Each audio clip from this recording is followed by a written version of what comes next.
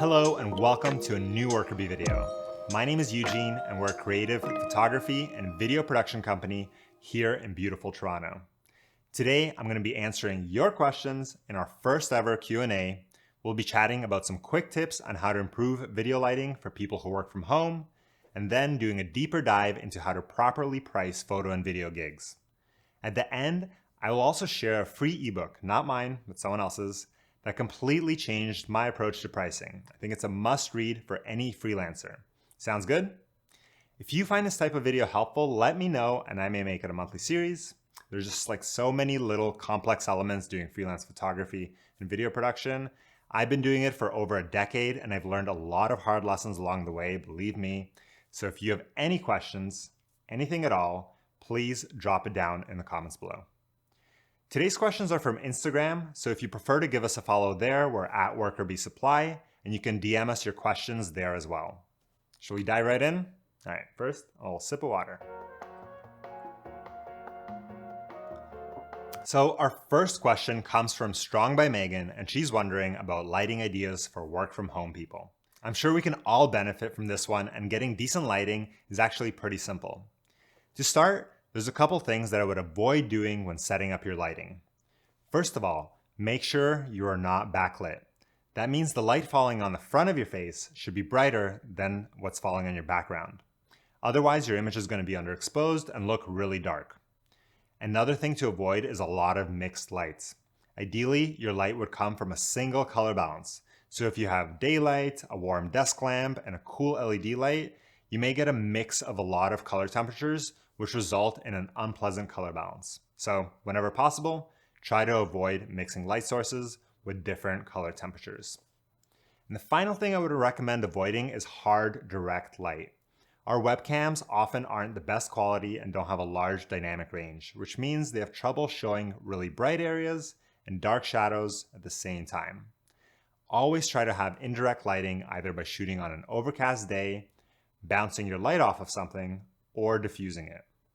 So the easiest lighting setup is sitting facing a big bright window and take advantage of all that beautiful window light. It's actually what I'm doing here today. If it's a sunny day with no clouds, consider using a window that has indirect light. And if that's not an option, use a sheer curtain or a light bed sheet to diffuse the light coming in through the window. And if you don't have a good window light or the location isn't ideal, the next step up without going into proper video lighting would be to look into a portable halogen work light from Home Depot. For around $30 or so, you can get a really bright light, but don't use this directly. Set it up to bounce off of a wall you're facing so you get that nice diffused light. And keep in mind, these things consume quite a decent amount of energy and they can get very hot, but they're cheap. These are actually the kind of lights I used when I first started shooting video. So if that's a little bit too DIY for you, you can step up to a proper video light. For about $200, you can get this Aperture Amaran panel light. I'm looking at the HR672C floodlight on B&H. I've used a similar light as well. You can tweak the color balance on these to match the color temperature of your room light, and it can operate with a remote control and be run off battery, although the battery is not included. And another thing that is included is a light stand, but it does come with a light stand adapter. So, you can lean in on something in a pinch, as these don't really get too hot. If you get this, I would also recommend bouncing it off a wall rather than shining it on you directly. So there you have it. From cheap to not terribly steep, 3 lighting setups for you to level up your work from home setup. If you have any lights that you really like for this sort of thing, please drop them down in the comments below so we can all benefit and hear about your favorites. I hope that helps, Megan. Before we move on, if you're enjoying this video, please take a moment and subscribe if you haven't already. It really helps out our channel a lot, and we'd love to have you with us. Our next question comes from a talented photographer. The name is Travis on Instagram, and he asks, how to properly price photo and video gigs? Oh, wow, that's a big topic. Let's break it down into a few elements. First, let's look at the biggest misconception people have about pricing that's holding them back. And then after that, I'm going to share with you the most common line items that we have on all photo and video quotes. And finally, we'll bring it all together and talk about some tips for creating an estimate for a potential job. It's a lot, but I'm sure it's going to be super helpful. Plus, at the end of all this, I'm going to share a free ebook on pricing for freelancers that totally changed my approach to pricing. So, in terms of pricing misconceptions, the first one is that clients always pick the lowest price. And this couldn't be further from the truth. I would argue clients almost never pick the lowest price. You really don't want to compete on price, so avoid endlessly lowering your price to try to get a job. We often start second guessing ourselves and pricing and begin to chip away at the quote before we even show it to the client. This is called negotiating with yourself. The other thing about this is that clients will often request other quotes, and seeing a quote that's much lower than a whole bunch of other people's makes them second guess your ability versus other vendors. Think about it. Nobody wants to buy the cheapest thing, especially not something so public facing and important to the brand as photography and video production. So don't compete on price and don't negotiate with yourself. The next misconception is that you should always increase your prices year after year. While there's some truth to the fact that you should always be working to increase your rates, we almost never increase core prices for clients we work with in the past. It's important to realize that different types of clients, think brides versus magazine editors versus corporate marketers, spend drastically different amounts on photography and video because they get very different value from your work. To put it simply, the more value a client receives from your services, the more you can charge for it. If you want to increase revenue, how much money you charge, the answer isn't to increase your rates on your existing clients, but to bring on new clients that receive more value from your work and operate at higher budget levels. Additionally, you can expand the amount of work you do for your existing clients by providing additional deliverables or shoot add-ons, which in turn provides them with more value. Now, one sec. It's a lot of talking, guys. The last misconception that I want to touch on is that you can't negotiate when a client has a fixed budget. There's always two sides to every quote. There's the actual client budget, that one is obvious, but there's also your deliverables. If a client can't budge on the budget, they can usually be a little flexible with the deliverables. So if increasing the cost is not an option, then you can try decreasing the amount of work you have to do to make your client pricing work. With those misconceptions in mind, let's take a look at specific line items we include in all our estimates and what they mean. Listen, it's impossible for me to give you an exact amount that you should charge for each one, as it can change drastically based on where you live, how much experience you have, the type of clients you have, and how robust your portfolio is. But knowing what line items you can include will make sure you're not giving things away for free, and we also don't include all of these on every job. But they are the most common ones, so let's start with photography. So every photography invoice is going to have a shoot fee. This is our creative fee for doing the shoot, and it includes our baseline equipment. It's usually billed as a half day or a full day. We charge a bit more for a half day than a half of a full day. That makes sense. Next, we have an assistant fee. It's also half day or full day, but only on a project with an assistant.